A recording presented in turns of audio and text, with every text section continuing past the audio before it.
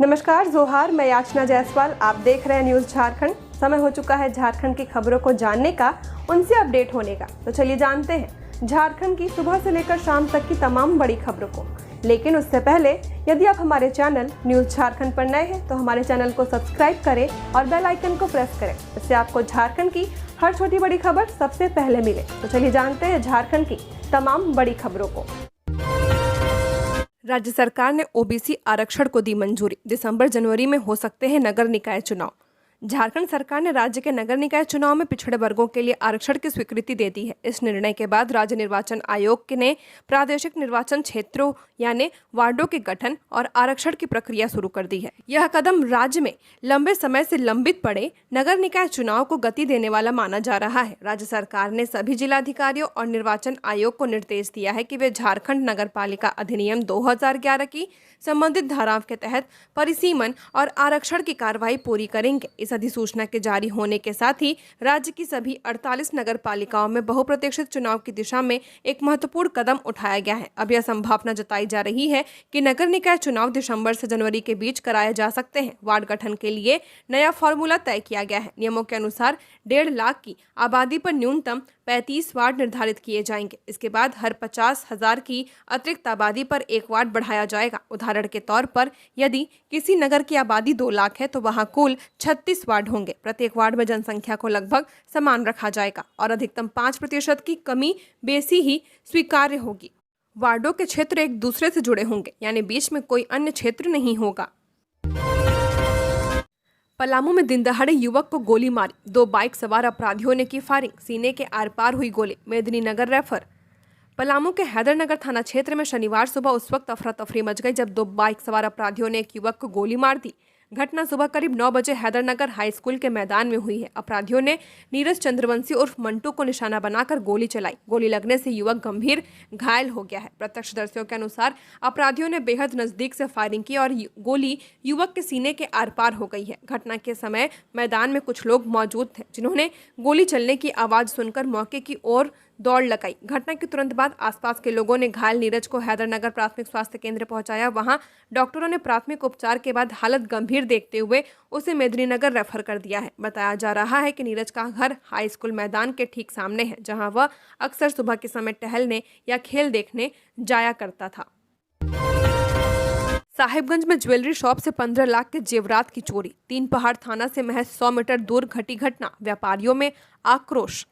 साहिबगंज के 3 पहाड़ बाजार में इन दिनों चोरों के हौसले बुलंद हो गए हैं। शुक्रवार देर रात भगत मोहल्ला स्थित सोनार पट्टी में चंचला ज्वेलर्स की दुकान में अज्ञात चोरों ने बड़ी चोरी की वारदात को अंजाम दिया है। चोरों ने दुकान का शटर तोड़कर अंदर प्रवेश किया। लोहे की तिजोरी का ताला तोड़कर सोने चांदी की कीमती आभूषण लेकर फरार हो गए हैं। इस चोरी की अनुमानित कीमत करीब 10 से 15 लाख रुपए बताई जा रही है। घटना की खास बात यह रही कि यह चोरी 3 पहाड़ थाना से महज 100 से 150 मीटर की दूरी पर की गई है, जिससे स्थानीय व्यापारियों में भारी आक्रोश है। झारखंड में चक्रवाती तूफान मोंथा पड़ा कमजोर। 2 दिन में मौसम होगा पूरा साफ। बंगाल की खाड़ी में उठा चक्रवाती तूफान मोंथा कमजोर पड़ चुका है। इससे झारखंड के कई जिलों में हो रही बारिश रुक गई है। हालांकि आज शनिवार को मौसम कुछ साफ हुआ है, लेकिन बादल छाए हुए हैं। रविवार से मौसम पूरी तरह साफ होने की संभावना है। यह जानकारी मौसम विभाग ने शनिवार को दी है। वहीं रांची और आसपास के इलाकों में शनिवार को धूप छांव की लुका छुपी जारी रही। पिछले 24 घंटे के दौरान झारखंड में सबसे ज्यादा बारिश धनबाद में 119.6 मिलीमीटर रिकॉर्ड की गई है। मोंथा के चलते झारखंड के कई जिलों में पिछले 3-4 दिनों से मौसम खराब रहा। इस दौरान अधिकांश जिलों में बारिश होती रही और तापमान में गिरावट दर्ज किया गया है। इससे ठंड में वृद्धि हो गई है। वहीं पिछले 24 घंटों के दौरान झारखंड में सबसे ज्यादा तापमान सरायकेला में 33.5 डिग्री और सबसे कम तापमान लातेहार में 19.9 डिग्री सेल्सियस रिकॉर्ड किया गया है। धनबाद में बंद घर से 4 जिंदा बम बरामद। 7 नंबर इलाके में मचा हड़कंप। शक के आधार पर एक व्यक्ति हिरासत में लिया गया। धनबाद के झरिया थाना क्षेत्र के भौरा ओपिच अंतर्गत 7 नंबर इलाके में एक बंद पड़े आवास से 4 जिंदा बम बरामद किए गए हैं। स्थानीय लोगों की सूचना पर पुलिस तुरंत मौके पर पहुंची और पूरे क्षेत्र को घेर लिया। भौरा पुलिस ने बमों को अपने कब्जे में लेकर एहतियात के तौर पर पानी में डालकर निष्क्रिय कर दिया है। अचानक हुए इस घटनाक्रम से इलाके में दहशत फैल गई। लोग काफी देर तक घरों से बाहर निकलने से परहेज करते रहे। घटना की जानकारी मिलने के बाद पुलिस ने आसपास के लोगों से पूछताछ शुरू की। प्रारंभिक जांच में पुलिस ने शक के आधार पर स्थानीय निवासी मोइजुद्दीन अंसारी को हिरासत हिरासत में लिया है, उससे पूछताछ की जा रही है ताकि यह पता लगाया जा सके कि इन बमों को वहां किसने और किस उद्देश्य से रखा था। पुलिस का कहना है कि पूछताछ के बाद पूरे मामले की कड़ी दर कड़ी जोड़ने का प्रयास किया जा रहा है। घटना की सूचना मिलते ही जोड़ापोखर सर्किल इंस्पेक्टर आशुतोष कुमार दलबल के साथ मौके पर पहुंचे और पूरे घटनास्थल का निरीक्षण किया। उन्होंने स्थानीय पुलिस अधिकारियों से जानकारी ली और सुरक्षा के दृष्टिकोण से आवश्यक दिशा निर्देश दिए हैं। पाकुड़ में पत्थर व्यवसायी को मारी गोली, मौत। घर के पास की चाय दुकान से लौटते वक्त हमला, पुराने विवाद में फायरिंग की आशंका। पाकुड़ मुफस्सिल थाना क्षेत्र के लखनपुर गांव में शुक्रवार देर रात पत्थर व्यवसायी मकबूल शेख उर्फ शेखू 45 वर्षीय की गोली मारकर हत्या कर दी गई है। जानकारी के अनुसार रात में वे अपने घर के पास स्थित चाय दुकान पर चाय पीने गए थे। उस दौरान बारिश शुरू हो जाने से वे वहीं रुक गए थे। देर रात जब बारिश थमी और वे घर लौटने लगे तभी रास्ते में पहले से घात लगाए 6 लोगों ने उन पर हमला कर दिया। हमलावरों में से एक ने उनकी पीठ पर गोली मार दी, जिससे वे गंभीर घायल होकर जमीन पर गिर पड़े। गोली चलने की आवाज सुनकर घर वाले बाहर दौड़े, लेकिन तब तक सभी हमलावर मौके से फरार हो चुके थे। घायल अवस्था में मकबूल शेख को परिजन और ग्रामीण की मदद से सोनाजोड़ी सदर अस्पताल पहुंचाया गया। वहां डॉक्टरों ने उनकी गंभीर हालत देखते हुए हायर सेंटर रेफर कर दिया है।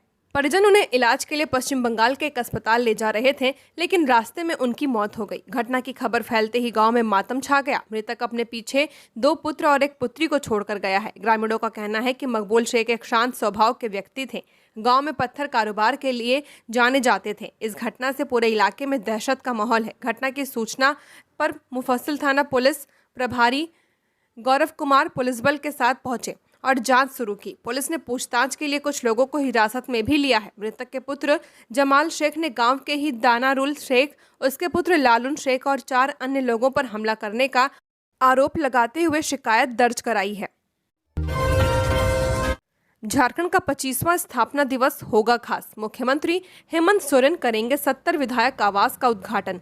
झारखंड राज्य का 25वां स्थापना दिवस समारोह इस बार यादगार होने वाला है। इस अवसर पर मुख्यमंत्री हेमंत सोरेन विधानसभा के पास नवनिर्मित 70 विधायक आवासों का उद्घाटन करेंगे। इन आवासों के उद्घाटन के बाद राज्य के सभी विधायक अपने नए आवासों में स्थानांतरित हो जाएंगे और उनके पुराने आवासों का आवंटन रद्द कर दिया जाएगा। स्थापना दिवस समारोह के दौरान मुख्यमंत्री हेमंत सोरेन भवन निर्माण विभाग द्वारा विभिन्न जिलों में पूरे किए गए लगभग 100 अन्य निर्माण कार्यों का भी उद्घाटन करेंगे। इसके अलावा लगभग इतनी ही नई योजनाओं का शिलान्यास भी किया जाएगा। समारोह में कुछ नई योजनाएं भी लॉन्च करने की तैयारी है। यह मुख्य कार्यक्रम मोहराबाद स्थित फुटबॉल स्टेडियम में आयोजित किया जाएगा। स्थापना दिवस की तैयारियों को लेकर मुख्य सचिव अविनाश कुमार ने कई विभागों को निर्देश दिए हैं कि वे शुभारंभ, शिलान्यास और उद्घाटन के लिए प्रस्तावित योजनाओं और नियुक्ति पत्र वितरण से संबंधित जानकारी तुरंत उपलब्ध कराएं। आंध्र प्रदेश के वेंकटेश्वर मंदिर में भगदड़, 9 की मौत, मृतकों में ज्यादातर महिलाएं। एकादशी पर ज्यादा भीड़ से रेलिंग गिरी। आंध्र प्रदेश के श्रीकाकुलम स्थित काशीबुग्गा वेंकटेश्वर मंदिर में शनिवार को एकादशी के दौरान भगदड़ मचने से 9 लोगों की मौत हो गई है। हादसे में कई लोग घायल हुए हैं। रेलिंग गिरने की वजह से हादसा हुआ। घायल श्रद्धालुओं को अस्पताल ले जाया गया है। अधिकारियों को आशंका है कि मृतकों की संख्या बढ़ सकती है। मरने वालों में ज्यादातर महिलाएं हैं। भगदड़ के कई वीडियो भी सामने आए हैं, जिसमें मंदिर की सीढ़ियों पर लोगों की भारी भीड़ दिखाई दे रही है। इनमें महिलाएं, बच्चे और कई बुजुर्ग भी थे। इसी दौरान रेलिंग गिर गई और लोग भीड़ से दबने लगे। महिलाएं और बच्चे बाहर निकलने के लिए चीखते चिल्लाते दिखे। कई तो अपनी जान बचाने के लिए लोगों के ऊपर चढ़कर निकलते दिख रहे हैं। वहीं हादसे के बाद वीडियो में लोग भीड़ में दबी महिलाओं और बच्चों को बाहर निकालते दिखे।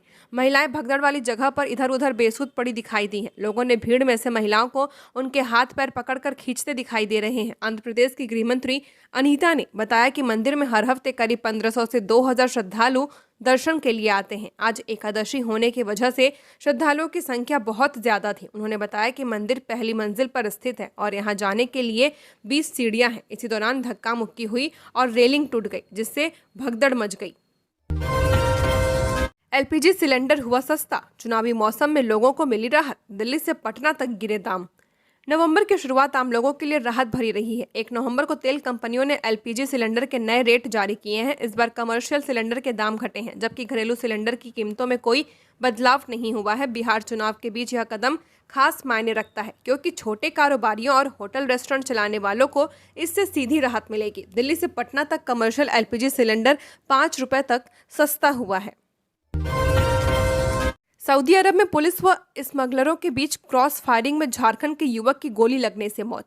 सऊदी अरब कमाने गए झारखंड के एक युवक की गोली लगने से मौत हो गई है। युवक की पहचान विजय कुमार महतो 26 वर्षीय के रूप में की गई है और वह गिरिडीह जिले का रहने वाला था। यह घटना 16 अक्टूबर को उस वक्त हुई है जब विजय सऊदी अरब की पुलिस और जबरन वसूली करने वाले अपराधियों के बीच चल रही गोलीबारी के बीच फंस गया था। बताया जा रहा है कि विजय को गलती से पुलिस की गोली लग गई है और उसकी मौत हो गई है। विजय महतो लगभग 9 महीने पहले ट्रांसमिशन लाइन परियोजनाओं का काम करने के लिए सऊदी अरब गया था और वहां एक निजी कंपनी में काम करता था। 16 अक्टूबर को कंपनी के अधिकारी के निर्देश पर वह सामान लाने गया था, जहां स्थानीय पुलिस और वसूली करने वाले गिरोह के बीच मुठभेड़ हो गई। विजय कुमार महतो की मौत के बाद झारखंड के श्रम विभाग ने तत्परता दिखाते हुए उनके पार्थिव शरीर को वापस भारत लाने की प्रक्रिया शुरू कर दी है। विभाग ने इस संबंध में सऊदी अरब में भारतीय दूतावास से संपर्क किया है और शव वापसी की कार्रवाई की जा रही है। कोडरमा में झुंड से बिछड़ा हाथी कर रहा उत्पात। परसाबाद स्टेशन के आगे रेलवे फाटक तोड़ा। जयनगर, परसाबाद और मरकच्चों में दहशत का माहौल।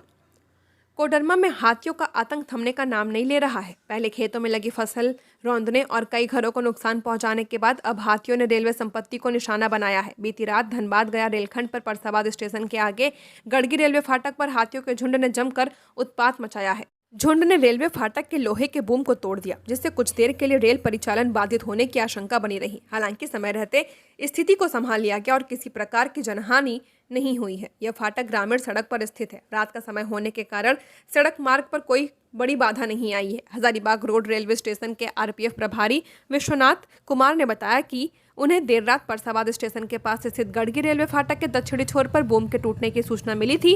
सूचना मिलते ही आरपीएफ की टीम मौके पर पहुंची और फाटक को तत्काल लोहे की जंजीर से घेरकर सुरक्षा सुनिश्चित की है। आरपीएफ टीम ने बताया कि फाटक का एक हिस्सा पूरी तरह क्षतिग्रस्त हो गया था, जिसे बाद में मरम्मत कर लिया गया है। अधिकारियों ने कहा कि रेल परिचालन को किसी भी तरह का नुकसान नहीं हुआ है, लेकिन ऐसी घटनाएं सुरक्षा व्यवस्था के लिए गंभीर संकेत हैं। वन विभाग के अनुसार 22 अक्टूबर की रात जयनगर थाना क्षेत्र के परसाबाद इलाके में करीब 40 हाथियों का झुंड देखा गया था। वन कर्मियों ने अगले दिन उन्हें जंगल की ओर खदेड़ दिया था। संभावना जताई जा रही है कि उसी झुंड से अलग हुआ एक हाथी अपने समूह की तलाश में इधर उधर भटक रहा है और इसी कारण लगातार उत्पात मचा रहा है। शक ने करवाई हत्या, पति ने ली पत्नी की जान। रांची के गोंदा थाना क्षेत्र में एक महिला की गला दबाकर हत्या कर दी गई है। महिला की हत्या का आरोपी उसका पति ही है, जिसे पुलिस ने गिरफ्तार कर लिया है। रांची के गोंदा थाना क्षेत्र के मिसिर गोंदा स्थित लोहरा कोचा में एक पति ने अपनी ही पत्नी की गला दबाकर हत्या कर दी है। स्थानीय लोगों ने बताया कि शिबू कश्यप और उसकी पत्नी राहिल कश्यप के बीच कुछ दिनों से विवाद चल रहा था। शिबू को अपनी पत्नी पर ही शक था। शुक्रवार की देर रात पति पत्नी में इसी बात को लेकर जबरदस्त झगड़ा हुआ, जिसके बाद गुस्से में आकर शिबू ने अपनी पत्नी राहिल कश्यप की गला दबाकर हत्या कर दी। अपनी पत्नी की हत्या करने के बाद शिबू अपनी बस्ती में ही काफी देर तक छुपा रहा। इधर शनिवार की सुबह जब लोगों को शिबू की पत्नी की मौत की सूचना मिली, तब बस्ती में हड़कंप मच गया। स्थानीय लोगों के द्वारा हत्या किए जाने की सूचना पुलिस को दी गई। इसके बाद सदर डीएसपी संजीव बेसरा और गोंदा थाना प्रभारी अभय कुमार सिन्हा मौके पर पहुंचे। पूछताछ के दौरान ही पुलिस को यह जानकारी मिल गई कि शिबू के द्वारा ही अपनी पत्नी की हत्या की गई है। थोड़ी देर की खोजबीन के बाद शिबू अपनी ही बस्ती से गिरफ्तार किया गया। बोलेरो सवार हथियारबंद चोरों का तांडव, किराना दुकान से नकदी और सामान की चोरी। सिमडेगा के बोलबा प्रखंड के पाले मुंडा ढाड़ में देर रात एक बड़ी चोरी की वारदात सामने आई है। जानकारी के अनुसार अनिल किरकट्टा की दुकान और घर में रात लगभग 12 बजे के आसपास बोलेरो वाहन से आए 4 अज्ञात अपराधियों ने चोरी की घटना को अंजाम दिया है। अपराधियों ने पहले अनिल किरकट्टा को घर के बाहर से बंद कर दिया, फिर दुकान का ताला तोड़कर अंदर घुस गए। वहां रखे किराना सामान, तेल, साबुन, डायपर, पेन कॉपी और प्रिंटर मशीन, रैक में सजाए गए अन्य सामान और नकद राशि के साथ लगभग 50 लीटर पेट्रोल की चोरी कर लिया है। इतना ही नहीं, चोरों ने घर को भी बाहर से लॉक कर दिया था। जब अनिल किरकट्टा ने आसपास के लोगों को फोन कर मदद मांगी और पड़ोसियों ने टॉर्च की रोशनी में बाहर झांका तो 2-3 अपराधी दिखाई दिए। बताया जा रहा है कि उनके हाथों में बंदूक जैसे हथियार थे, जिससे ग्रामीण डर के कारण घर से बाहर नहीं निकले। ग्रामीणों ने बताया कि ऐसी घटनाएं अब ग्रामीण इलाकों में आम हो चुकी हैं, लेकिन कई लोग डर या झंझट के कारण रिपोर्ट दर्ज नहीं कराते हैं, जिससे अपराधियों के हौसले और बढ़ते जा रहे हैं। उन्होंने प्रशासन से मांग की है कि क्षेत्र में रात्रि गश्ती को बढ़ाया जाए, अपराधियों को शीघ्र गिरफ्तार किया जाए और आम जनता की सुरक्षा सुनिश्चित की जाए। बीच मोहल्ले में कचरा डंपिंग से भड़के लोग, भाजपा ने दिया 15 दिन का अल्टीमेटम, नहीं हटाया तो होगा डीसी दफ्तर का घेराव। सिमडेगा के वार्ड संख्या 12 में नगर परिषद द्वारा बीच मोहल्ले में कचरा डंप किए जाने को लेकर स्थानीय लोगों में भारी आक्रोश व्याप्त है। शनिवार को भाजपा जिला अध्यक्ष लक्ष्मण बड़ाइक के नेतृत्व में पार्टी कार्यकर्ताओं ने मौके पर पहुंचकर नगर परिषद प्रशासन के खिलाफ जोरदार विरोध प्रदर्शन किया है। भाजपा जिला अध्यक्ष लक्ष्मण बड़ाइक ने कहा कि नगर परिषद द्वारा घनी आबादी वाले क्षेत्र में कचरा डालना अत्यंत निंदनीय है। इससे पूरे इलाके में दुर्गंध फैल रही है और बीमारियों का खतरा बढ़ रहा है। उन्होंने बताया कि जहां कचरा फेंका जा रहा है उसके ठीक पीछे इंदौर स्टेडियम स्थित है, जहां रोजाना सैकड़ों लोग सुबह शाम व्यायाम और खेलकूद के लिए आते हैं। अब वहां तक भी कचरे की बदबू पहुंचने लगी है, जिससे खिलाड़ियों और आसपास के लोगों को भारी असुविधा हो रही है। उन्होंने चेतावनी दी कि यदि अगले 15 दिनों के भीतर इस कचरा डंप को नहीं हटाया गया तो भाजपा कार्यकर्ता धरना प्रदर्शन करेंगे और आवश्यकता पड़ी तो उपायुक्त कार्यालय का घेराव भी करेंगे। जेपीएससी की अपारदर्शिता से अभ्यर्थियों में नाराजगी, सिलेबस और परीक्षा पैटर्न जारी नहीं होने से तैयारी प्रभावित। झारखंड लोक सेवा आयोग की कार्यप्रणाली को लेकर राज्य भर के अभ्यर्थियों में असंतोष देखा जा रहा है। हाल ही में आयोग द्वारा जारी अधिसूचना में झारखंड एलिजिबिलिटी टेस्ट परीक्षा का सिलेबस सार्वजनिक नहीं किया गया है, जिससे अभ्यर्थियों को स्पष्ट दिशा नहीं मिल रही है। झारखंड लोक सेवा आयोग की कार्यप्रणाली को देखकर राज्य भर के अभ्यर्थियों में असंतोष देखा गया है। हाल ही में आयोग द्वारा जारी अधिसूचना में झारखंड एलिजिबिलिटी टेस्ट परीक्षा का सिलेबस सार्वजनिक नहीं किया गया, जिससे अभ्यर्थियों को स्पष्ट दिशा नहीं मिल रही है। अन्य राज्यों को देखें तो बीपीएससी, यूपीपीएससी और एमपीपीएससी ने अपने सभी विज्ञापन के साथ विस्तृत सिलेबस और प्रश्नपत्र संरचना प्रकाशित करते हैं, जिससे उम्मीदवारों को तैयारी में स्पष्ट मार्गदर्शन मिलता है। इसके विपरीत जेपीएससी की इस रवैये ने अभ्यर्थियों में चिंता और असमंजस बढ़ा दिया है। अति पिछड़ों को गोलबंद कर सरकार पर दबाव बनाने में जुटा प्रदेश वैश्य मोर्चा 13 नवंबर को करेंगे राजभवन मार्च। झारखंड राज्य में पिछड़ों को गोलबंद कर सरकार पर दबाव बनाने में जुटा वैश्य मोर्चा ने आगामी 13 नवंबर को राजभवन मार्च करने का निर्णय लिया है। इसको लेकर आगामी रणनीति पर शुक्रवार को हुई बैठक में चर्चा की गई है। अपने 7वें स्थापना दिवस के मौके पर झारखंड प्रदेश वैश्य मोर्चा के केंद्रीय अध्यक्ष महेश्वर साहू ने इसकी घोषणा करते हुए कहा कि राज्य में वैश्यों के अधिकार को लेकर संगठन हमेशा आंदोलनरत रहा है, जिसके कारण नगर निकाय चुनाव में ट्रिपल टेस्ट पिछड़ा वर्ग आयोग का गठन हुआ है। इसके बावजूद आज भी पिछड़ों को 27% आरक्षण का मामला लंबित है। उन्होंने कहा कि वैश्य मोर्चा का जन्म ही विपरीत परिस्थितियों से लड़ने और वैश्य समाज को अधिकार दिलाने के लिए हुआ है। वैश्य मोर्चा कोई आम सामाजिक संगठन नहीं है कि साल में एक बार खानापूर्ति के लिए कार्यक्रम कर दिया जाए, बल्कि वैश्य मोर्चा मुद्दों और नीतियों के साथ आगे बढ़ने का संकल्प लेकर चलती है। उन्होंने कहा कि अपने लोगों का सम्मान करना और जरूरत पड़ने पर लड़कर सम्मान बचाना हमारा उद्देश्य है। यह अभियान आगे भी जारी रहेगा। कस्तूरबा गांधी आवासीय विद्यालय से फरार 2 नाबालिग बिरोहोर बैगा बच्चियां जंगल से बरामद, सुरक्षा व्यवस्था पर उठे सवाल। चतरा के प्रतापपुर स्थित कस्तूरबा गांधी बालिका आवासीय विद्यालय एक बार फिर विवादों में है। गुरुवार को आदिम जनजाति समुदाय की 2 नाबालिग छात्राएं विद्यालय की पिछली बाउंड्री फांदकर फरार हो गईं। घटना ने न केवल स्कूल प्रशासन की सुरक्षा व्यवस्था पर सवाल खड़े किए हैं, बल्कि जिला शिक्षा विभाग की निगरानी और जवाबदेही पर भी गहरा प्रश्न चिन्ह लगा दिया है। प्रतापपुर थाना प्रभारी आलोक रंजन चौधरी ने बताया कि गुरुवार रात करीब 8 बजे उन्हें पुलिस अधीक्षक सुमित अग्रवाल के माध्यम से बच्चियों के लापता होने की सूचना मिली थी। इसके बाद पुलिस की एक विशेष टीम गठित की गई है, जिसने पूरी रात इलाके में सर्च अभियान चलाया है। आज सुबह करीब 8 बजे दोनों बच्चियां अपने गाँव भूतहा के पास जंगल में मिली हैं। चेशायर होम जमीन घोटाला, कारोबारी विष्णु अग्रवाल की याचिकाओं पर हाईकोर्ट में सुनवाई पूरी, फैसला सुरक्षित। चेशायर होम रोड स्थित 1 एकड़ जमीन घोटाला से जुड़े मामले में झारखंड हाईकोर्ट ने सुनवाई पूरी करने के बाद अपना फैसला सुरक्षित रख लिया है। यह सुनवाई कारोबारी विष्णु कुमार अग्रवाल द्वारा दायर की गई 2 याचिकाओं पर हुई है। विष्णु अग्रवाल ने पीएमएलए की विशेष अदालत द्वारा उनके डिस्चार्ज पिटीशन को खारिज करने के लिए साथ साथ उनके खिलाफ आरोप गठित किए जाने के फैसले को हाईकोर्ट में चुनौती दी है। इस मामले में पीएमएलए की विशेष अदालत ने पहले ही विष्णु कुमार अग्रवाल के डिस्चार्ज पिटीशन को खारिज कर दिया था, जिसके बाद उनके खिलाफ अदालत में आरोप भी गठित हो चुके हैं। इन्हीं न्यायिक फैसलों को विष्णु अग्रवाल ने हाईकोर्ट में चुनौती दी है। प्रवर्तन निदेशालय ने इस मामले की जांच के दौरान कुल 10 आरोपियों के खिलाफ आरोप पत्र दाखिल किया था। इन आरोपियों में कारोबारी विष्णु अग्रवाल के अलावा निलंबित आईएएस अधिकारी छवि रंजन, प्रेम प्रकाश, राजेश राय और भारत प्रसाद, इम्तियाज अहमद, अफसर अली समेत कई अन्य शामिल हैं। झारखंड में 5 जेल अधीक्षकों की पोस्टिंग, चंद्रशेखर प्रसाद सुमन बने हजारीबाग जेल के काराधीक्षक। झारखंड के 5 जेल में जेल अधीक्षक की पोस्टिंग की गई है। चंद्रशेखर प्रसाद सुमन को हजारीबाग जेल का काराधीक्षक बनाया गया है। इससे संबंधित अधिसूचना शुक्रवार की देर शाम गृह कारा एवं आपदा प्रबंधन विभाग के द्वारा जारी कर दी गई है। जारी आदेश में यह कहा गया है कि वैसे काराधीक्षक जिनके स्थान पर किसी अन्य का पदस्थापन हो गया है और उनका पदस्थापन नहीं किया गया है, वह गृह कारा एवं आपदा प्रबंधन विभाग में योगदान देना सुनिश्चित करेंगे। नगर निकाय चुनाव की तैयारियों में अभी से जुटा प्रशासन, किया निरीक्षण।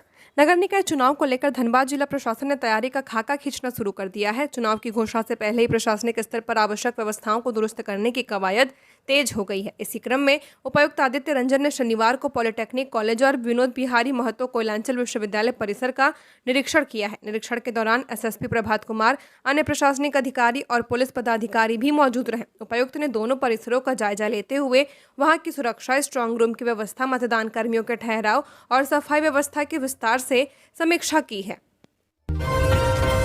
घाघरा में माओवादियों की दस्तक, प्रखंड कार्यालय पर लगाया चेतावनी भरा पोस्टर, लोगों में दहशत। घाघरा प्रखंड कार्यालय के मुख्य गेट पर शुक्रवार को माओवादियों ने पोस्टर चिपकाया, जिससे लोगों में दहशत का माहौल है। पोस्टर पर बिजोलिया एवं दलालों को सावधान रहने की चेतावनी दी गई है। साथ ही कुछ राजनीतिक दलों को टारगेट भी किया गया है। पोस्टर पर भारतीय कम्युनिस्ट पार्टी माओवादी के उत्तर पश्चिमी सब जोनल ब्यूरो बीर जी का नाम अंकित है। सरकार एवं पुलिस प्रशासन पर गंभीर आरोप लगाया है कि छत्तीसगढ़, झारखंड, उड़ीसा, बालाघाट और गढ़चिरौली जैसे इलाकों में पुलिस प्रशासन आदिवासियों की विचारधारा को कुचलने की प्रयास कर रही है, जिसे बंद किया जाए। झामुमो बीजेपी पर आरोप लगाते हुए कहा है कि गरीब मुसलमान एवं आदिवासी बहनों पर अत्याचार बंद करे। पुलिस प्रखंड मुख्यालय पहुंचकर पोस्टर उखाड़कर अपने साथ ले गई है। रामगढ़ के प्रिंस नायक ने राष्ट्रीय वुशु प्रतियोगिता में जीता कांस्य पदक, जिले का नाम किया रोशन। रामगढ़ के खेलो झारखंड प्रतियोगिता के अंतर्गत श्रीनगर के वजीर स्पोर्ट्स कॉम्प्लेक्स में आयोजित SGFI राष्ट्रीय वुशु प्रतियोगिता में रामगढ़ जिले के कृष्ण बल्लभ +2 उच्च विद्यालय लारी चितरपुर के छात्र प्रिंस नायक ने शानदार प्रदर्शन करते हुए 65 किलोग्राम वर्ग में कांस्य पदक जीता है। इस उपलब्धि से न केवल रामगढ़ बल्कि पूरे झारखंड का नाम रोशन हुआ है। प्रिंस की सफलता पर जिला शिक्षा पदाधिकारी कुमारी नीलम ने बधाई देते हुए कहा कि खेलो झारखंड प्रतियोगिता से रामगढ़ जिला राष्ट्रीय स्तर पर अपनी पहचान बना रहा है। यह हमारे लिए गर्व का क्षण है। जिले के अन्य बच्चे भी खेल के क्षेत्र में आगे बढ़कर अपना भविष्य संवारे। वहीं जिला शिक्षा अधीक्षक संजीत कुमार ने कहा कि यह प्रतियोगिता स्कूली शिक्षा एवं साक्षरता विभाग द्वारा आयोजित की जा रही है, जिससे बच्चे पढ़ाई के साथ खेलों में भी अपना सर्वांगीण विकास कर रहे हैं। अतिरिक्त जिला कार्यक्रम पदाधिकारी नलिनी रंजन ने कहा कि खेलो झारखंड प्रतियोगिता पूरे राज्य में बच्चों के लिए एक बड़ा मंच साबित हो रही है। इससे प्रतिभाशाली खिलाड़ी राष्ट्रीय स्तर पर अपनी पहचान बना रहे हैं। रांची विश्वविद्यालय 1 लाख कॉपियों का मूल्यांकन 4 से, अब रांची में ही होगी स्नातक की उत्तर पुस्तिकाओं की जांच। रांची विश्वविद्यालय ने स्नातक परीक्षा की उत्तर पुस्तिकाओं की मूल्यांकन प्रणाली में बड़ा बदलाव किया है। अब पीजी की तरह यूजी कला विज्ञान और वाणिज्य स्ट्रीम की कॉपियों का मूल्यांकन राजधानी रांची में ही किया जाएगा। इसके लिए यूनिवर्सिटी प्रशासन द्वारा 4 कॉलेजों में मूल्यांकन केंद्र बनाया गया है। मूल्यांकन कार्य 4 नवंबर से शुरू होगा। फिलहाल कॉपियों की जांच के लिए परीक्षकों की नियुक्ति प्रक्रिया अंतिम चरण में है। विश्वविद्यालय प्रशासन के अनुसार स्नातक फर्स्ट और 5th सेमेस्टर के लगभग 50,000 छात्रों की उत्तर पुस्तिकाओं की जांच होनी है। इनमें फर्स्ट सेमेस्टर के 26,000 और 5th सेमेस्टर के 24,000 छात्र शामिल हैं। राजधानी स्थित जिन कॉलेजों में मूल्यांकन केंद्र बनाया गया है उसमें women's college Ranchi, Nirmala college, Gossner college और डोरंडा कॉलेज शामिल है। गांजे का काउंटर बिजनेस, स्कैन पर पैसे डालिए और ले जाइए मादक पदार्थ, पुलिस ने 2 को किया गिरफ्तार। रांची में नशे के कारोबारी अपने कारोबार को बढ़ाने के लिए नए नए तरीके अपना रहे हैं। मादक पदार्थ की बिक्री के लिए बाकायदा दुकान भी खोल लिया गया है। रांची के बरियातो इलाकों में पुलिस के द्वारा की गई रेड में इस बात का खुलासा किया गया है। इस मामले में कार्रवाई करते हुए पुलिस ने एक महिला सहित 2 लोगों को गिरफ्तार किया है। रांची के बरियातो इलाके में बेहद शातिराना अंदाज में गांजा की बिक्री की जा रही थी। गांजे का कारोबार बरियातो थाना क्षेत्र के चिरौंदी की रहने वाली ममता सिंह के द्वारा संचालित किया जा रहा था। गुप्त सूचना के आधार पर रांची पुलिस ने कार्रवाई करते हुए ममता सिंह और उसके एक अन्य साथी यादव को गिरफ्तार किया है। दोनों की गिरफ्तारी शुक्रवार की रात छापेमारी कर की गई है। मौके से पुलिस ने 1.5 किलो से ज्यादा गांजा भी बरामद किया है। झारखंड पुलिस के वायरलेस विभाग में प्रोन्नति प्रक्रिया शुरू, 11 रिक्तियों के लिए 22 SI पाए गए योग्य। झारखंड पुलिस के वायरलेस विभाग में लंबे समय से प्रतीक्षित प्रोन्नति की प्रक्रिया आखिरकार शुरू हो चुकी है। गृह कारा एवं आपदा प्रबंधन विभाग के निर्देशानुसार वायरलेस संवर्ग के सब इंस्पेक्टर से इंस्पेक्टर की कोटि में प्रोन्नति के लिए कार्रवाई तेज कर दी गई है। रोस्टर क्लियरेंस के आलोक में 11 रिक्त पदों के विरुद्ध कुल 25 सब इंस्पेक्टर का मनोनयन क्षेत्रीय चयन परिषद द्वारा किया गया है, जिनमें 22 सब इंस्पेक्टर प्रोन्नति योग्य पाए गए हैं। बिजली बिल अपडेट, बड़े बकायेदारों को राहत, आम उपभोक्ताओं की जीरो बैलेंस पर कट रही पावर सप्लाई। रांची के शहरी इलाकों में लगे प्रीपेड स्मार्ट मीटर अब पूरी तरह से एक्टिव मोड में आ चुके हैं। अक्टूबर माह से झारखंड बिजली वितरण निगम का यह सिस्टम ऑटोमेटिक कनेक्टिविटी पर चल रहा है। अब उपभोक्ता का बैलेंस जीरो होते ही बिजली अपने आप कट हो जा रही है। कई बार यह कटौती रात में भी हो रही है, जिससे लोगों को परेशानी उठानी पड़ रही है। कई उपभोक्ता यह मान बैठते हैं कि बिजली किसी फॉल्ट के कारण गई है, लेकिन बाद में पता चलता है कि उनका बैलेंस जीरो हो चुका है। आनन फानन में वे मोबाइल ऐप, वेबसाइट या नज़दीकी काउंटर से रिचार्ज करा रहे हैं, जिसके बाद बिजली स्वतः बहाल हो रही है। ये थी झारखंड की टॉप बड़ी खबरें। ऐसे ही झारखंड की हर छोटी बड़ी खबरों को जानने के लिए हमारे चैनल न्यूज़ झारखंड को सब्सक्राइब करें। धन्यवाद।